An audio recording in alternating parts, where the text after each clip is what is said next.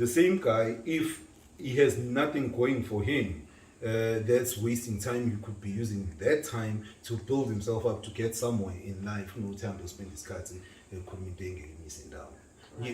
I'm trying to help people live their lives with a purpose. No, would be understand with a rewind. There's no playback. But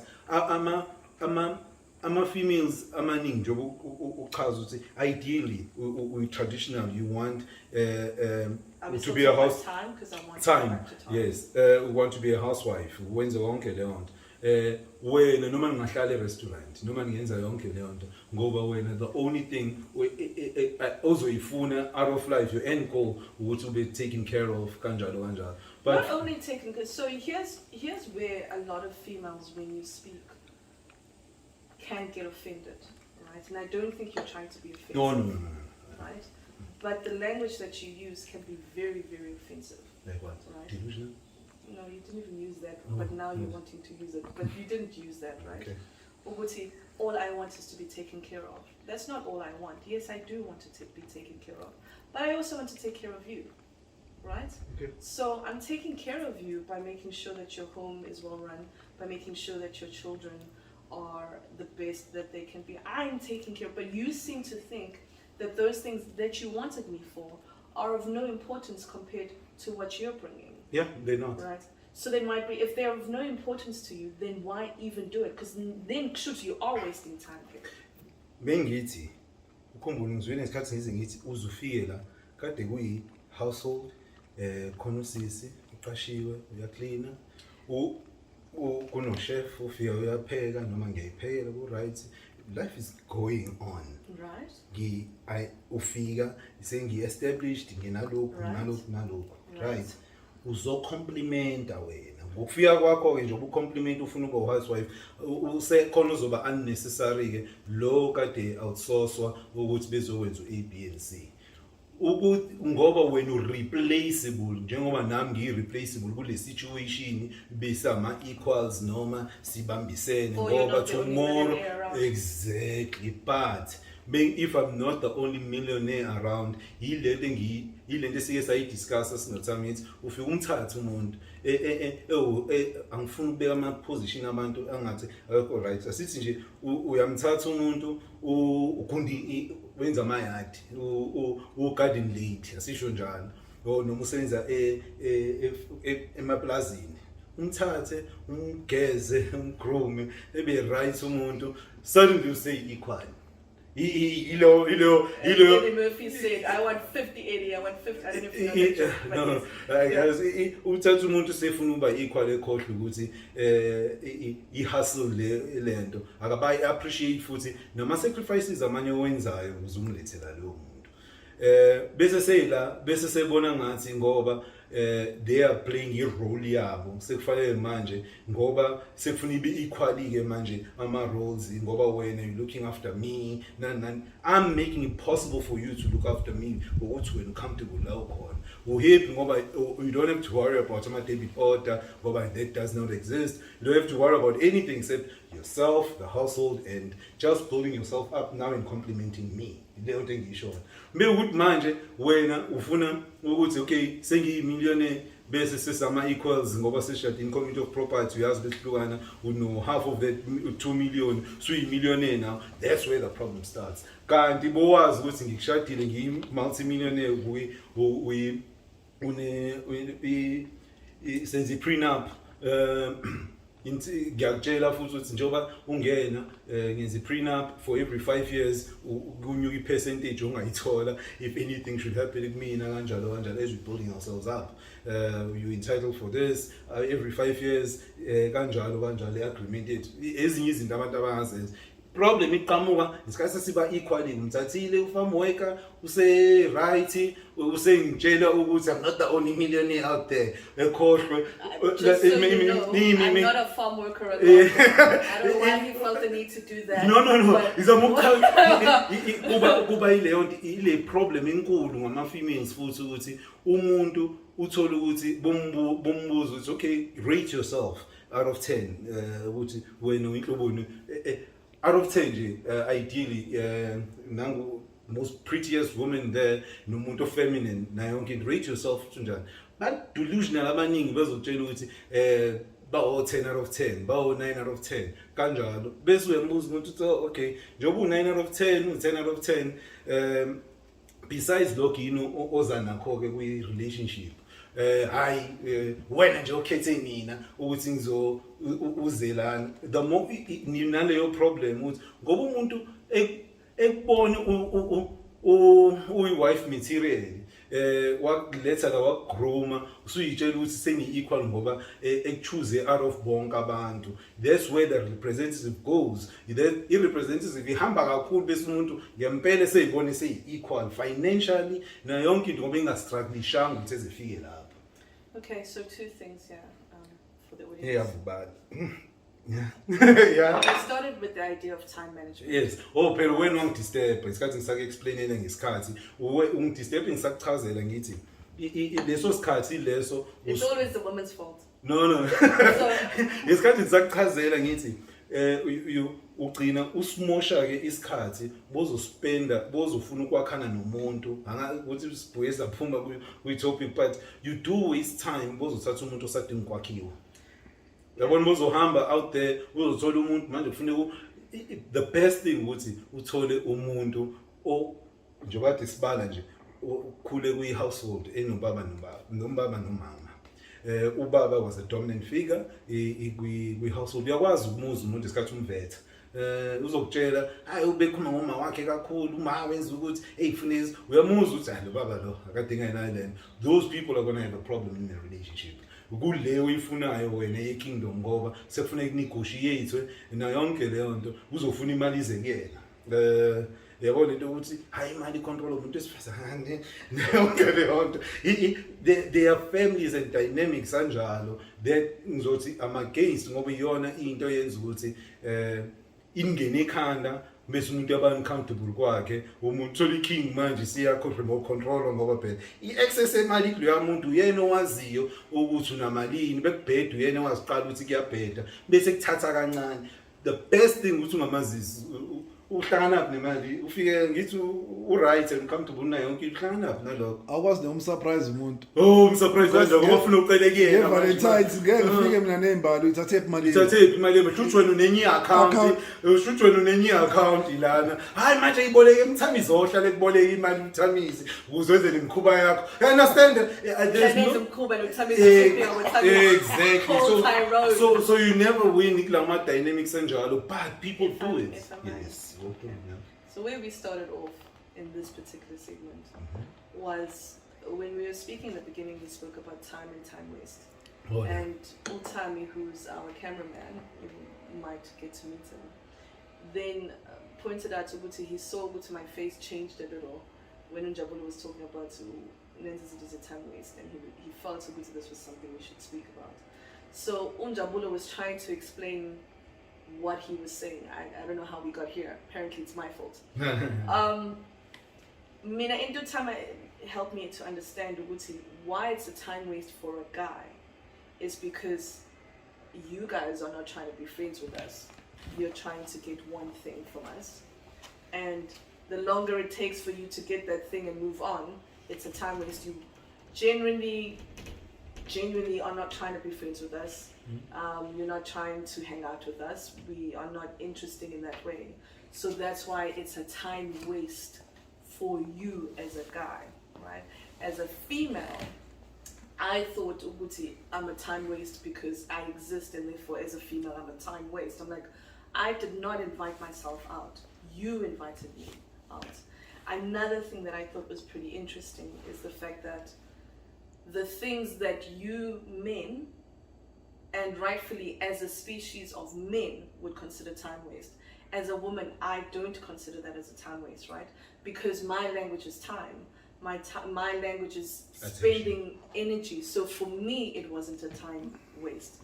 But it doesn't mean that I don't acknowledge that for you it's a time waste. So we were just trying to clear that up, what was going on, right? Okay.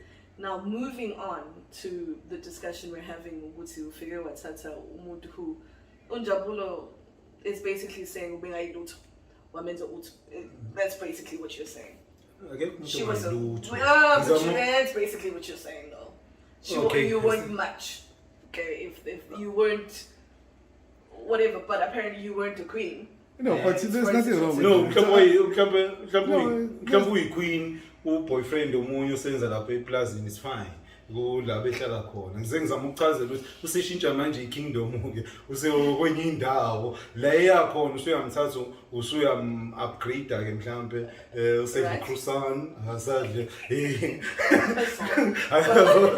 yes lapho asadle i-queen ngimnandi nami ngiyaqalela ngiyathandwa manje ngiyaqalela but ngizama ukuchazela ukuthi you've upgraded their life according to the living standards, financial parts of life, right? Yes. Which is how apparently we are now measuring happiness, is the financial things you have mostly.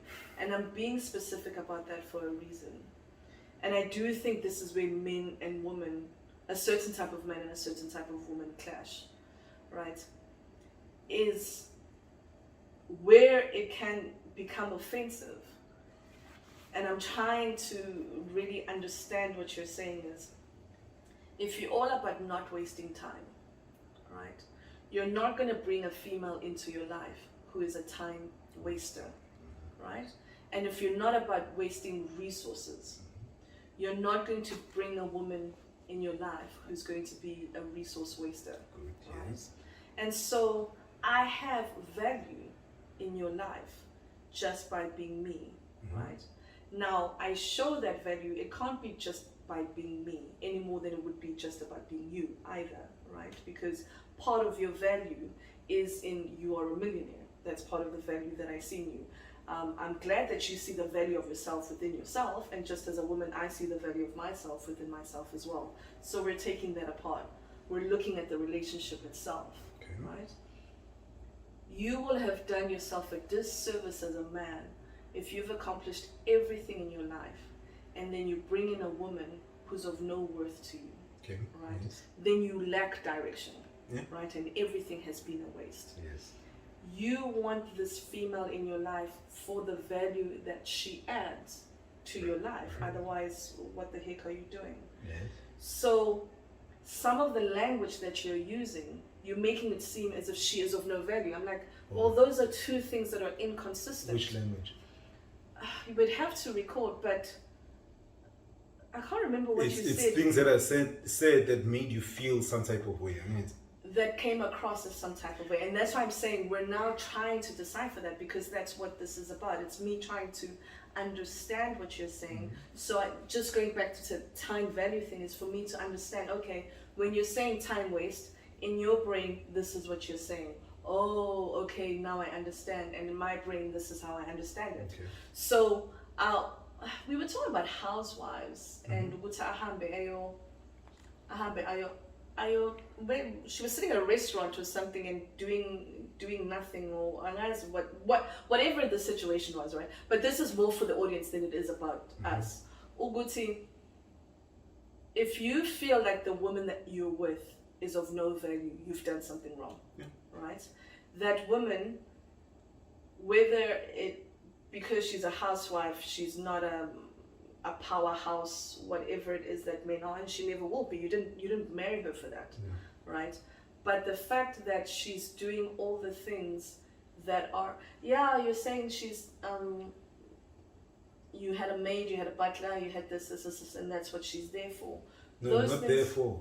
All there to complement your life, to raise your kids. Kule environment lena edingakalayo where there's both father and mother in raising kids. Right. Complement love.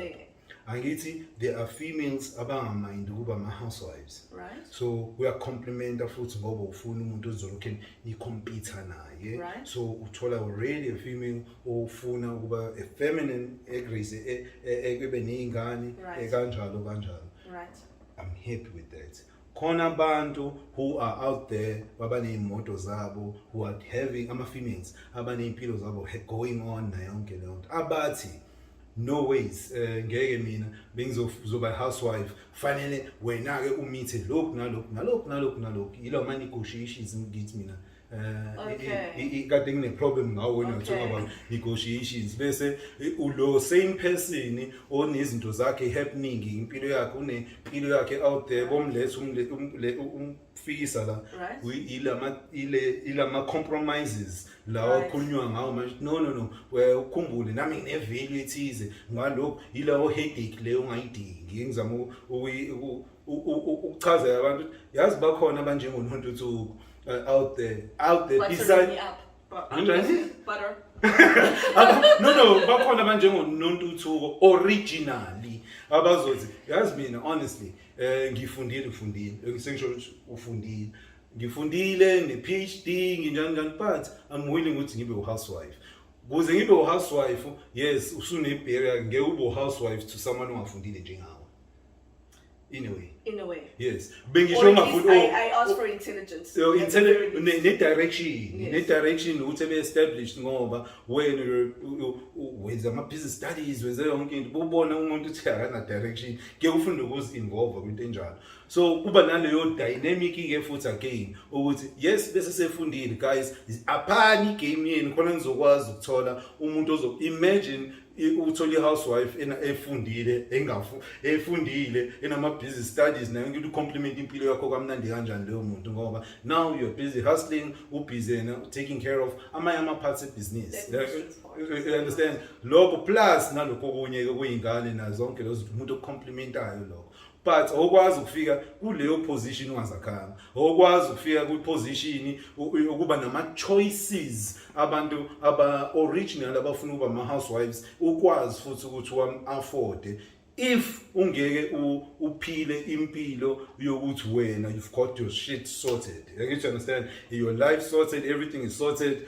You are need direction.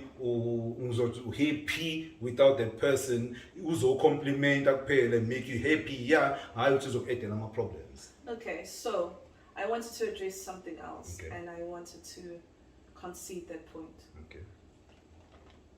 We live in a very materialistic world. Okay. Right? I can understand Mawuti. You can't come into a millionaire's world, right? And you're not a millionaire. And then be like, we're equal. As far as millionaires are concerned. So this is where it gets... awukwazi as a female ungena kwi-relationship ne-male bese uyibona equal naleyo male. The moment ubona equal in what way? In any shape, way or form. In all aspects of equality. Then that's why I disagree. Because equal in terms of homemaking. No, that's your forte. That's your lendo. I'm equal now. I can't compete with female. But you see, that's where the issue comes in, honestly, because I've had this discussion, right? Is homemaking is clearly important to you. Yeah, but otherwise you wouldn't have wanted a homemaker. No, but so that's your department. Yes, I agree, but it is of some value. No, it doesn't have value. Right, and it is of great value. But I value essence to be equal. Uze wena ube ne home to look after na yonke into umini ngwenze kwaba possible. Uze wena ube nomndeni. I make it perfect. Then mangithi wena ungabuye ebusuku. Imini otshela wena. Not ukuthi wena nawe usafuna ukutshela mina as a guy. And those are examples. And that's the thing, right? Where I am trying to understand. We have our different roles. Yeah. Right? So where we started off, I don't know if you started to record. There are certain things that are Unjabulo's domain as the man in this. In my traditional understanding of relationships, I want to be very clear about that because there are people who have relationships that aren't traditional, right? So I have to be clear that I'm talking about a traditional relationship, which is a relationship that I'm interested in, right? There are certain things that are his domain, right? As a male. As a male, yes. Because he's a male, right? So part of that is security, and we've spoken about that. So that in the end, what he says about security goes. Yeah. That's his domain. Completely fine with that. Completely fine. I'm not going to be like, no. Yeah. That's his domain, right? Mm-hmm. Hustling and bustling. The one exception I will have as far as hustling is concerned is please don't do anything that is going to jeopardize our family. That's all I ask, right? Hustle away. I'm not going to come into your work and be like, what are you doing? How are you doing it? You should do it this way. That is not my domain, right? That is his domain. And if he says we're working from 7 till 7, fine, right? What I'm saying is there are things to make this life important. There are things that are my domain, right?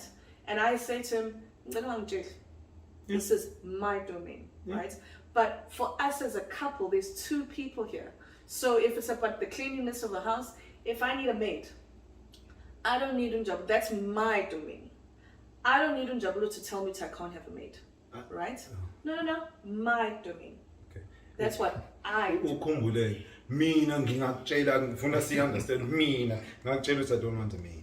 I don't want a maid ngoba mhlambe I've had bad experiences with maids. I don't want people being involved in our business. I don't want people being involved in our business. Yayikhona imaid into yangenza ukuthi ngize ngidecide manje ukuthi ube khona la ngoba sengifuna sengikhathele ya headache yabantu engibashintsha ama maids enza ukuthi nokuthi abuye kungena endabeni. So when usula I expect you ukuthi ngabi kanjalo. And that's the vetting. That's the vetting we have to do, right? Then we have to decide, is that the type of relationship that I can be in? Right? Ufuna uba housewife, yenza nezinzipho Ufuna ukuba a housewife enza show ukuthi go right. Bese right enza show ukuthi mina I believe in homeschooling. Okay. I homeschool.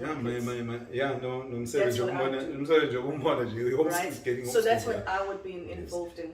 Ukuthi if there are things that are your domain that I don't.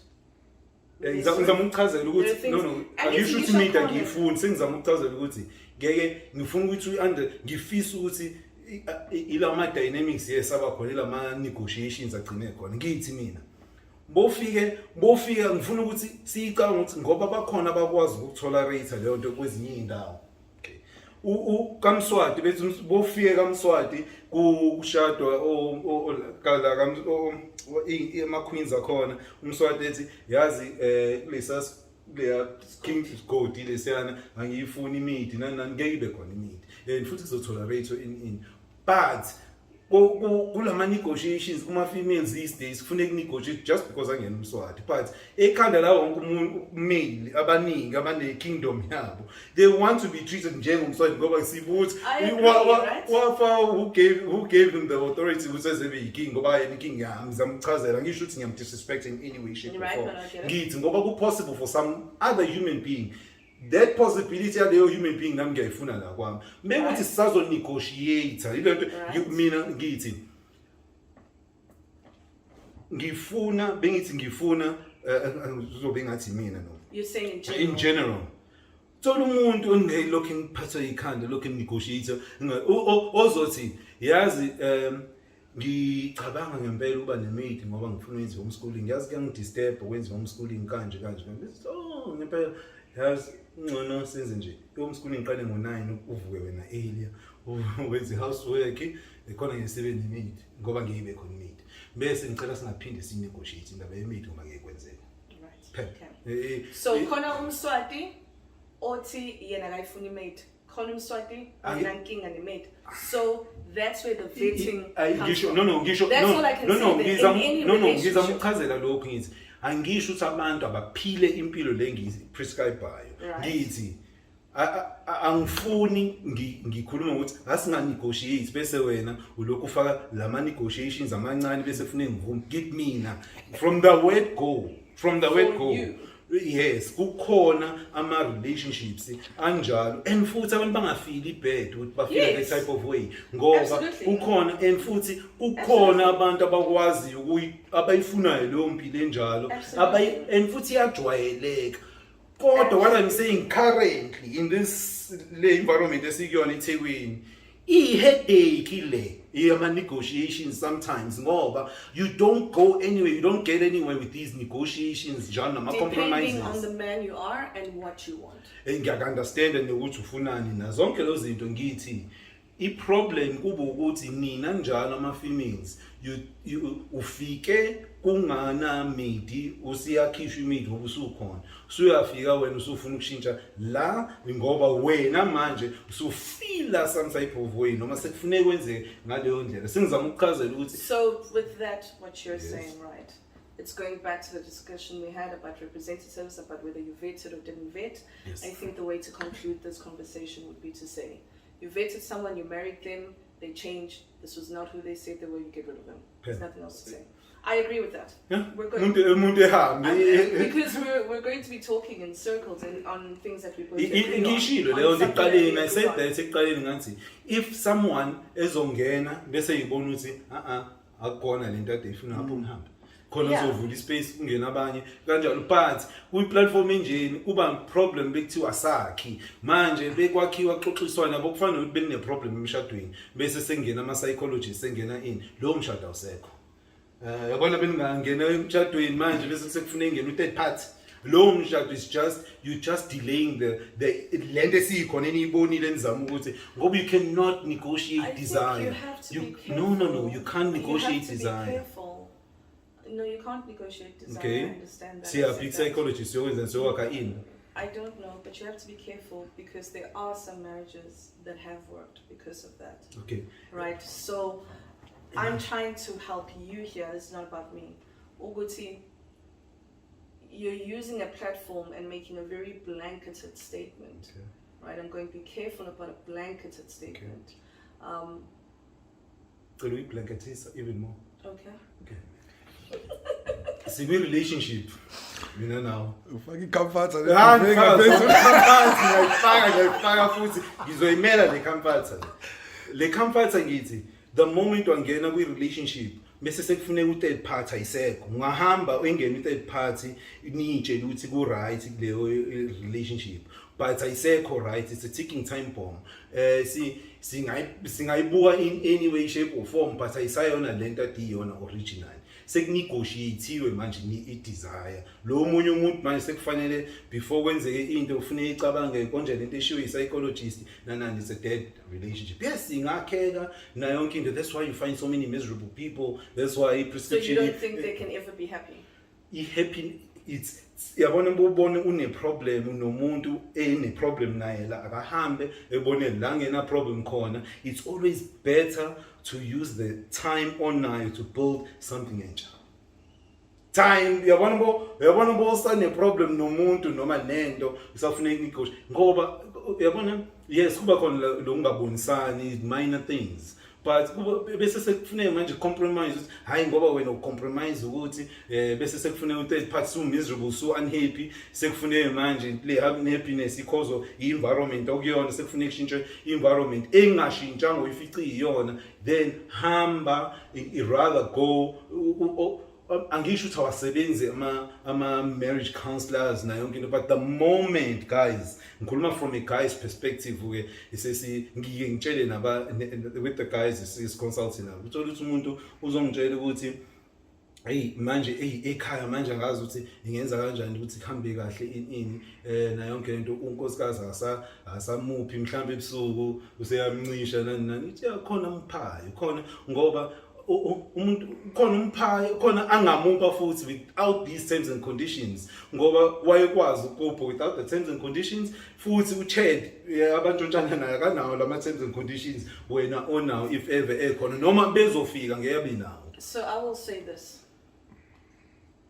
Unjabulo has said ukuthi you cannot negotiate desire. It's not my words. Whatever whose words they are. I would say you've got to know your core values. Mm-hmm. You cannot negotiate your core values. Everything else can be negotiated. But And not if- desire. If desire, whatever your desires are, can also be your core. Okay. I'm not disagreeing with that. Okay. So for things, you've got to know yourself. Yeah. Right. By knowing yourself, So you know those what you core- tolerate. the core things cannot be negotiated. And so I agree with Ngiyabonga ukuthi ngiyabonga. So I agree with Unjabulo. If the things that you're arguing about are your core values, then you have to realize that yes, your relationship is over, right? But I don't want people to think Uguti they can't negotiate about just anything. there are some things. Sikhulume ngokuya ku-counselling and stuff. There are some things, if you need to go to counseling, that if they're not about your core, Like what, yes? I don't know. I don't know. People are so different. I know they I don't are. know. Ngikhuluma I ngokwama actually- relationship. I don't No, know. I understand that. If I have i-direction, ukuthi angaze ngizwe mina ngo-Queen Elizabeth kwi-counselling or king. Sengiyasho. Awumeke nakakushilo. Oh, besingazi ukuthi hawu kanti kuyenzeka peasant uMegan. Yes, besingazi ukuthi kuyenzeka. I-peasant esekhiphe iy'ndaba zase-kingdom. Besingazi ukuthi hawu nalokhu kuyenzeka nalokhu kuyenzeka. Yikho bengadingeki Just ama-peasants most of the that's time fine, ngoba but that's i-mindset because, just because you haven't heard of it happening, it doesn't happen. Having said that, right? The reason why I can't say what it is and to say that things are so different, one example is schooling. Okay. Right? A person might believe in school and homeschooling, and another person fervently believes that a child should go to what, if it's not homeschooling, it's Private school. whatever, normal schooling, right? That might be a core value to someone and not a core value to another person. So, like what example? I can't give you an example because I don't know. You as an individual, both female and male, you need to know what your core values are and work on that. That's why angiphikisi futhi ngithi lezi zinto ey'mosha isikhathi lezi zinto zokuhamba ama-counselling. Since you're counselling, wasting even more time. You guys don't waste time. Ngoba kufanele uzi-understand njengoba ushilo uzazi ukuthi ufunani khona ngeni lokho eninegotiate bethi uNtuthuko manje yena is a housewife sekhona usedecide noma uyazi yena sesivethene sikabi ningane uthi wena ufuna izibe homeschooled for example singabi nazo shade ngidecide mina kwi-kingdom yami uthi no yazi ngifuna zesikoleni bese uthi sivumelene uthi ngifuna zelento okay sivumelene singishintsha umqondo it's my kingdom ngifuna ziye esikoleni sizoya esikoleni angifuni lokho esinegotiate bese uthi wena sekufuna siyenze counselling chaza ukuthi wena ufuna ngiyotshelwa ikhansela manje ukuthi mina ngivuma ukuthi ingane le ngizama ukuchazela leyo the moment if it's a core value for Njabulo, then obviously going to counseling. no angiyona core value into engiyidisa ngifuna uunderstand ukuthi kule kingdom mengidecide angiyona core value sivumelene wena uthi uzo homeschool sengiyadecide mina ukuthi no I don't feel like homeschooling ingane manje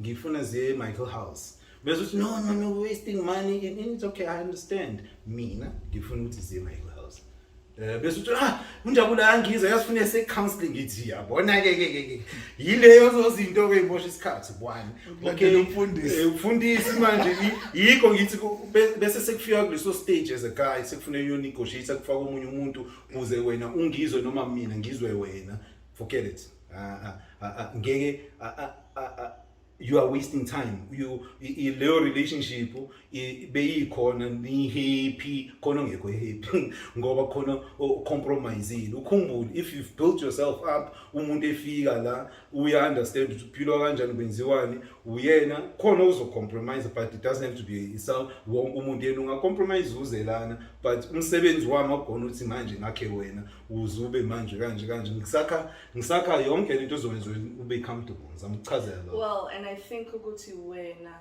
the comforts that you're talking about are physical comforts. Anything comforts no, they're not anything, right? Because there are certain things which you don't see as valuable, which I see as valuable, which might be emotional, whatever, which you've already stated are of no importance to you. Which fine, it's no importance to you. And that's what I think I want to mean to perhaps understand. Uguti, we're very different between males and females. Very. And so there are certain things that just because something isn't important to you, it doesn't mean it's not important. But we can acknowledge it's not important to you. Right? So if you're saying what you want to bring a certain type of person and you've provided for her, and she's telling you that actually you haven't, the fact is, as far as she's concerned, you have not. Right? And that's fine. But acknowledge ukuthi you have not. Yeah, that's fine, okay, right? As guys, siyakwazi thina uku-acknowledge lokho. Thina But you weren't acknowledging for a while because you're saying ukuthi I've provided everything. No, you did not.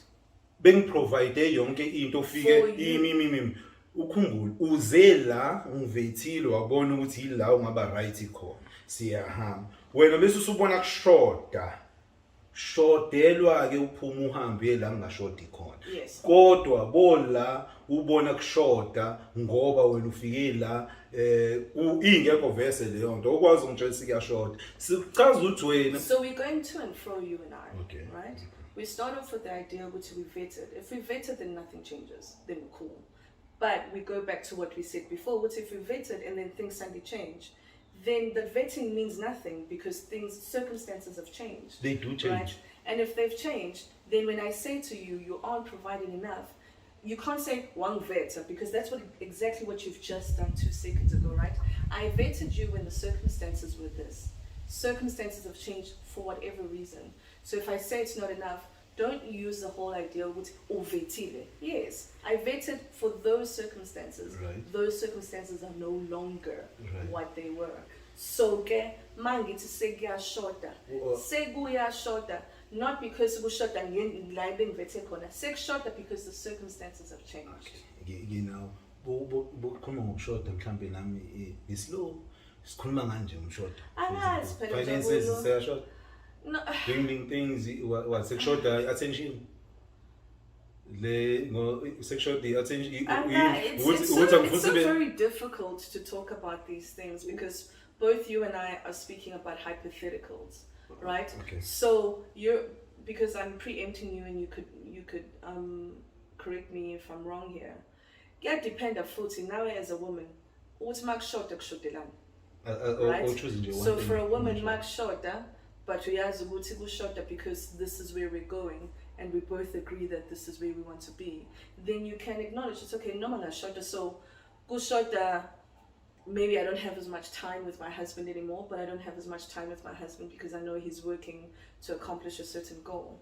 You can understand that as a woman. Women are not these complete not all women are these complete unrealistic definitely beings, and not all men are these focused, wonderful kings either. Yes. Right? So there are these negotiations. Max short when either way, so here's something that a lot of men complain about. When you first have a child with someone, you're not getting the attention or things aren't done the way they used to. Now, as a man, you can decide, okay, she's had a child. First couple of years, she's trying to figure herself out. She's looking after this child. She's not going to be this perfect woman that she was before there was a child. You're going to have to decide as a man, those are other compromises that happen in a relationship. So those are the things that I'm saying we negotiate, we talk about, and we go, okay, I've just had a child, you want me to be up at 6, but I was looking after this child for the past 4 hours. I can't get up at 6 o'clock anymore. I am exhausted. Right? Those are the things where I'm going to say, maybe now I need a maid because unfortunately I can't clean this house because I'm busy. Right? Don't worry about a maid. Corner Rose Rosie. And that's cool, right? Yeah. But you know what we've negotiated there then? In the state that it used to be in. Obviously, and because now we contributile ukutheni kube khona ingane kuma plans lawa verse mina engiwafunayo wena exhaustion yinto verse singeke si planele ukuthi uzoba exhausted, but because ngumuntu onama needs one futhi onama options, that shouldn't be a problem. And that's cool. And that's exactly what I'm saying is these are the type of discussions one has to have in marriage, right? In the same way, third party. They don't have to need, but for some people they might need. For some people they might need a third party because, as I said, not every man is perfect like that, as you are, right? Some men will go, no, I'm just saying as the hypothetical. Some men won't understand. What's Paul did do? Why wena unje sefanele ngiyobiza umake fanele amchazele kuSipho ukuthi unfortunately certain things have changed in my body, so a third party was needed. Noma ngezo uSipho uSipho benganama options beyidinga le nto kwi-household yakhe, it's your duty to uzama ukwenza. Ingane beyikhala vo kube exhausted ikhona uhleli wena yenza ama duties housewife Angihlezi when I'm out to uhlezi, this is what I'm hearing you saying ukuthi I'm just doing nothing. No. But if I'm exhausted, I physically cannot do it. I'm not mostly. There's this idea of uhlezi, I'm just watching TV I understand. No. and enjoying myself. If I physically cannot do it, what do you want to happen? If you cannot do it, understand. Kuyabonakala uzokwazi ukwenza ingane ivukile, kodwa kadingakali u-third person. Mewukuthi wena uthi exhausted ize kufike la uthi ubiza umama ingoba mhlawumbe usungishe 3 times sekuphele isonto lonke manje usekhathele manje mthamizi usethi no fucking ways ngiyidinga bese uthi wena hayi manje my body this my body that kuba. And what if there is a physical reality? So some women get cut. No, negotiate desire go understand. I can't. No, go understand. I would angifuni. I cannot. Go understandable, isn't?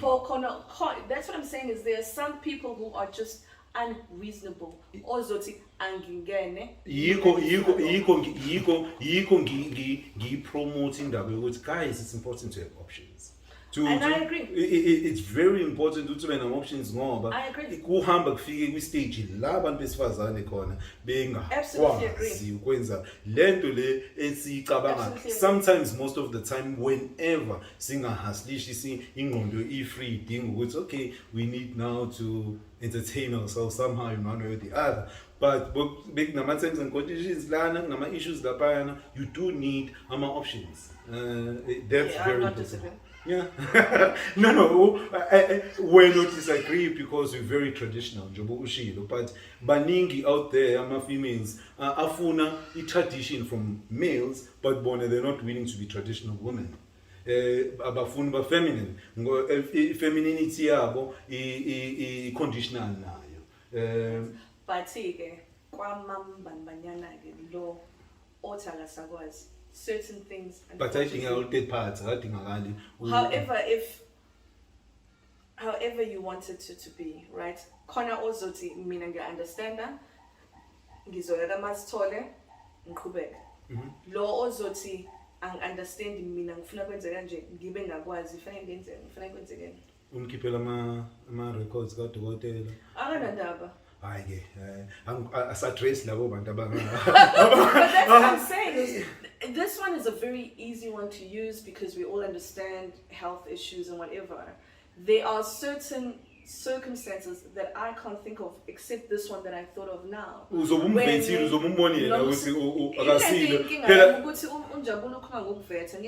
fine, you vetted. But certain things come up that you couldn't have vetted. You just couldn't have vetted because manje bomvethile uyazi khona uRose khona ubani umtshela ukuthi babluthule yazi ngempela ngokwama medical records ngempela uzokhuluma umtshengisi yabona ukuthi ngeke ukwazi ukuthi wena sengihamba kulungile senze kwenye imboboke ukuthi kukanjalo uzothini ufuna umofarisha lokho bekuthi umuntu osangana ngaleyo ndlela but ekugcineni ngikhuluma mina ngokuthesha nami sengikhuluma phela ngo-extremity ukuthi okay bewuthola umuntu onjalo good for you chaza ukuthi une desire for you uyakufuna ke lo muntu abanye abantu bangagcina bemnikezile ngoba umnandi ukwandwa yilento engihlale ngisho if usazonegotiate i-desire uzothola the sloppy sex abantu abayitholayo all over the world ngoba manje banegotiate i-desire ube na-determined condition ube nalokho ave imnandi sex umuntu ophuma ngewindow wagibela isitimela wenza yonke into ezofika la izopha igegezi emnandi kabi-ke leyo yabo leyo uxoxa ukuthi manje kuze nje ngikulalise funa ngithengele i-Gucci bag funeke ungenze forget so uhlanga ntomthambisa I know that's the end of the but yes but I think we've I don't know where we are now in some quiet. Yes but ngizama ukusho ukuthi kumnandi though as much as wena ungacabanga ukuthi unrealistic leyo muntu omunye nawe umuntu esifazane uzombona ukuthi wazongifuna kumnandi ukuwantu kanjalo In which case ke We're talking about people's expectations and what is realistic and what is unrealistic and what is a kingdom and how a kingdom should be run. I think we can both agree, Uguti, find the right king for you, find the right crew for you. And let's don't compete in the kingdom. There can only be one king. I believe that. Yeah? I have no problem with there being one king. And equality. Equality on what? Everything. That's where I disagree. One thing, isn't. Give me one, Miss Val. Give me one thing. One. Last number equal gone. One. Not equal at all. I'm a mother. You can never be a mother. That's what I'm saying. As equality. So what do you equality meaning what? That's what I've been asking. Ukuthi uyangena ku relationship manje sesi equal sekufuneka manje ngireport kuwena bekufuneka yenze into kufuneka manje ngirun izinto by you. And that's where again, right? We're talking ukuthi for certain things that are of your kingdom, your domain, whatever, right? Certain things that are my domain, I'm a mother. This is how I mother. It is what it is. Deal with it. Or maybe I don't like how you're a king, get rid of you. Whatever, we get rid of each other. Yeah. It's everybody has options. Everyone has options, male and female. Perfect. I agree with you. Yeah. And I believe for a really, really, really happy household, negotiate ukuthi this is what you're in charge of, this is what I'm in charge of, this is what it means, this is what I mean, and everybody will be happy. I guess we agree there. Yeah, no, definitely, yes. Okay, let's cut it there.